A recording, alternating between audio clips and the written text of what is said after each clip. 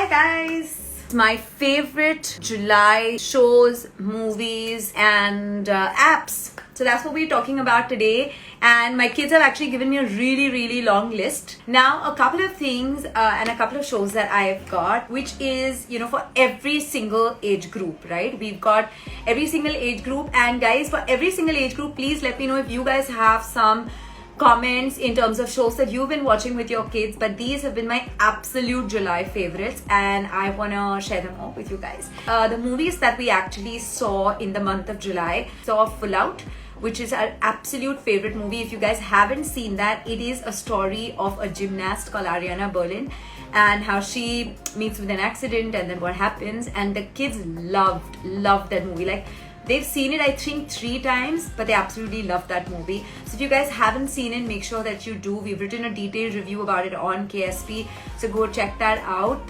Then the next one was, we actually saw My Blue Umbrella. It was a little slow in the beginning. It was a little boring at the first, but somewhere in the middle it kind of picks up. The kids were a little reluctant because it's a little slow paced initially, and I was also like 10 minutes into the movie and I'm like, I hope I've made the right choice. I hope I've made the right choice.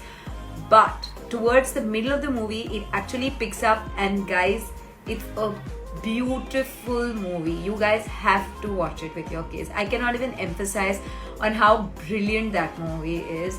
Little details about children, about human behavior, about empathy, about forgiveness. There were just so many things that that my kids actually learned from that simple movie.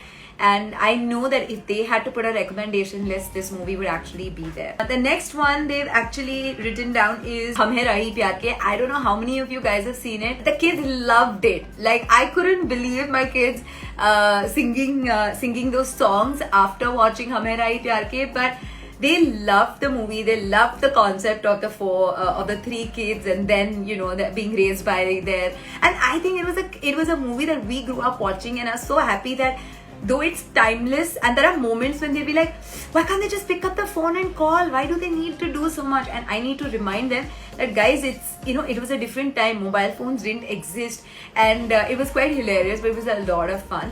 The other movie that we saw over this lockdown and the kids absolutely loved it was KHATTA MEETHA. Now, this is a really old movie which has Ashok Kumar. The movie actually speaks about, you know, a family and the husband and wife. They are both widowed, and then they meet, and then they talk, and, you know, and then they get married, and how do the children adjust.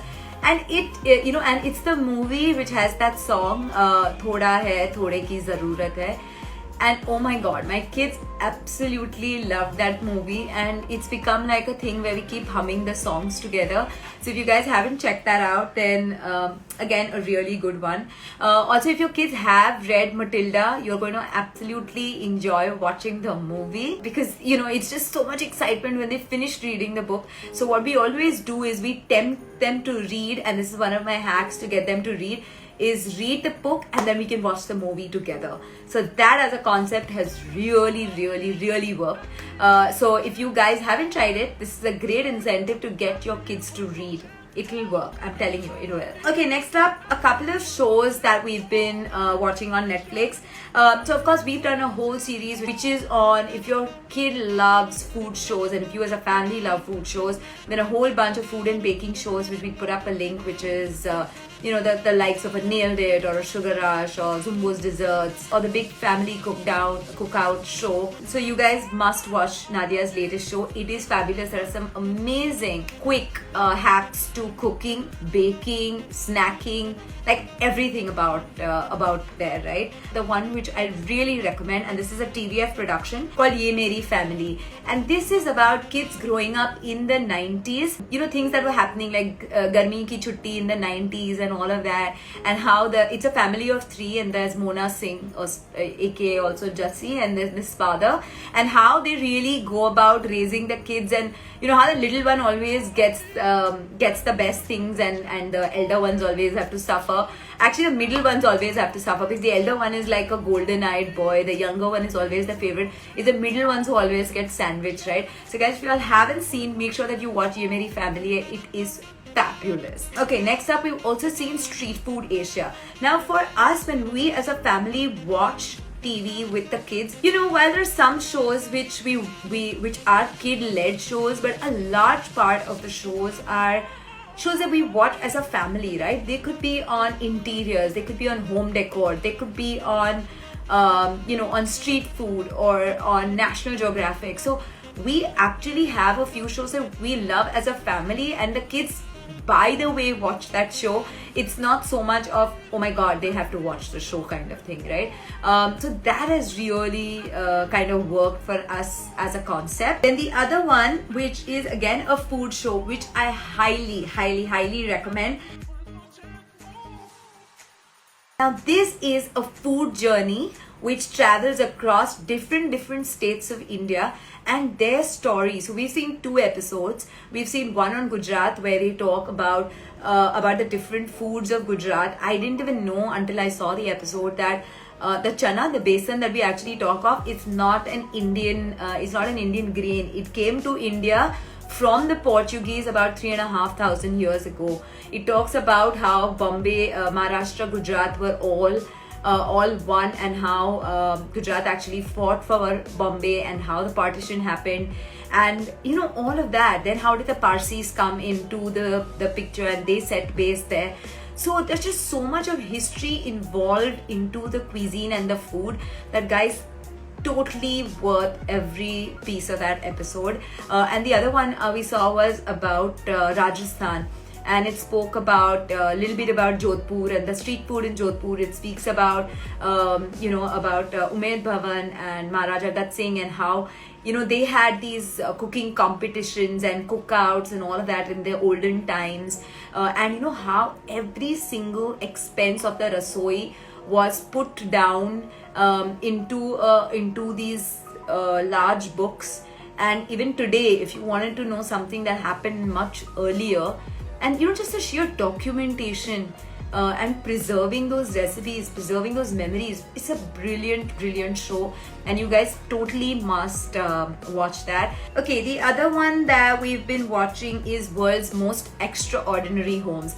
Now you may wonder, why would kids want to watch this? But that show kind of talks about building the homes across the world in different geography, landscapes, and just people's obsession about homes, and so much of architectural intelligence that actually comes by, because sometimes it's at a height, sometimes it's at an incline. So how do they go about building it? So I would totally recommend it, because that way you're exposing them to so many different diverse ways of learning, because learning can happen through multiple different ways, right? And then there's grand designs as well, which is amazing.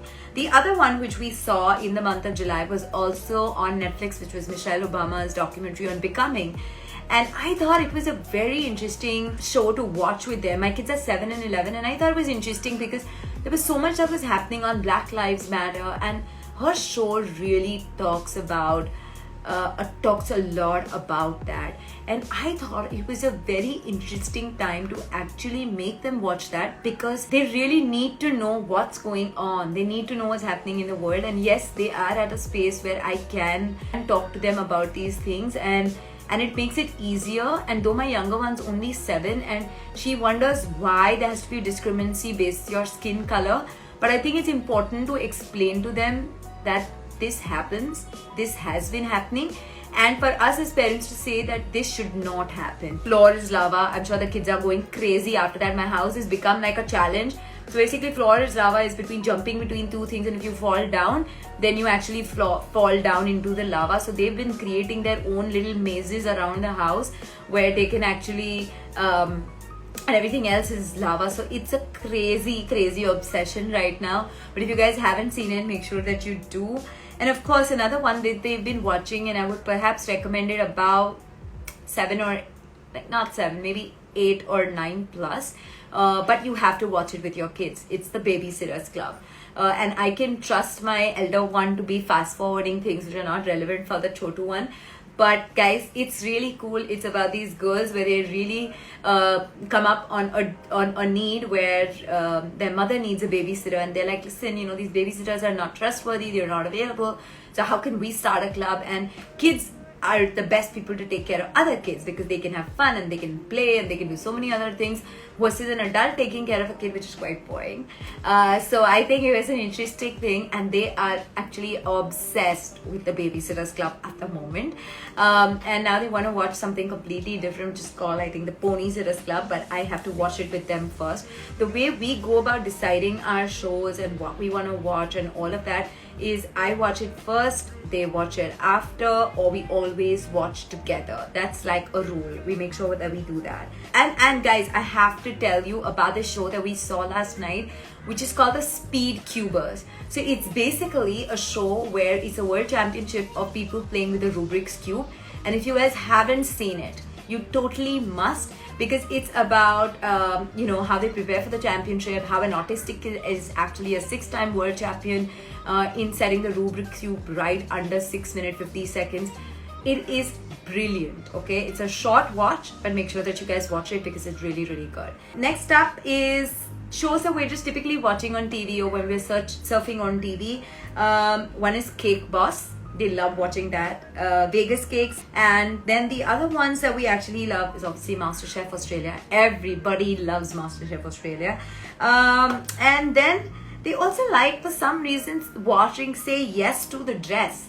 And I'm wondering, but I think they're just in awe of that beautiful white long dress. And I think they're getting carried away with that. The other ones that they like watching are Man vs. Wild, Dynasties, and anything that's pretty much on Sony BBC Earth. A couple of things that we mentioned on screen time is, of course, also the apps, right? I know a lot of you guys have been complaining on how much screen time is too much, or what should we really do, or what are the apps to download. Now we've done a whole amazing module on apps that are totally worth your child's screen time. Some of them teach geography and anatomy through AR, and I think it's the most fascinating experience if you guys haven't seen that. Then the other one also teaches about dissection of a frog and learning different parts of the body.